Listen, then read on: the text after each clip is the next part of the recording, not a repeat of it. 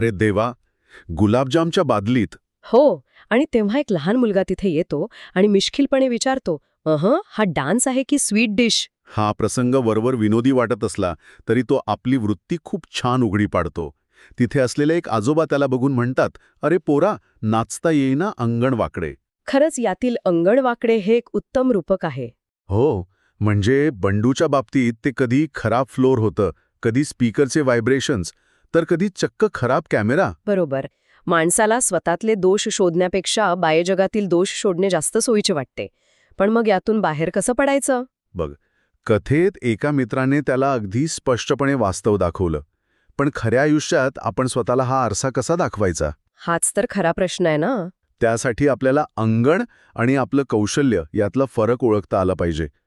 कथेत बंडू जेव्हा मोबाईल बाजूला ठेवून कोणत्याही सब्बी न देता आरशासमोर तासांतास प्रॅक्टिस सुरू करतो ना, तेव्हा चित्र बदलतं. हो, आणि मेहनत केल्यावर पुढच्या स्पर्धेत तो चक्क दुसरा येतो. अगदी. तेव्हा त्याचे सर त्याला गमतीत विचारतात, काय बंडू, आज अंगण सरळ झालं का? भारी. आणि त्यावर तो काय म्हणतो? त्यावर तो म्हणतो, नाच शिकल्यावर अंगण आपोआप सरळ दिसतं. वाव, किती सुंदर विचार आहे हा. हो ना.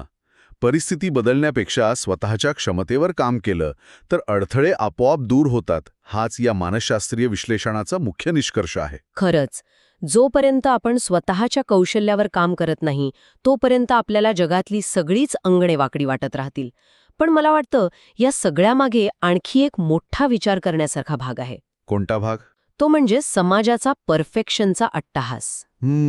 हो, हे मात्र खरंय. आपण नेहमी यशस्वीच दिसलं पाहिजे, हा जो एक अदृश्य दबाव आहे ना आपल्यावर, तोच कदाचित आपल्याला मी अजून शिकतोय हे मान्य करण्यापासून रोखत असावा. अगदी बरोबर.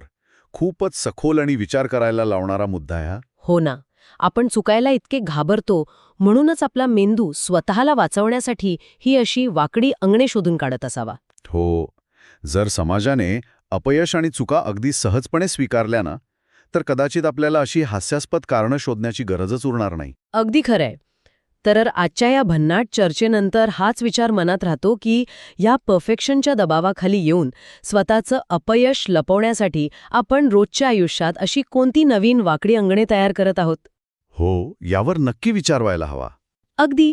तोपर्यंत आपण स्वतःच्या कौशल्यावर प्रामाणिकपणे काम करत राहूया आणि खऱ्या अर्थाने आपला डान्स सुधारूया.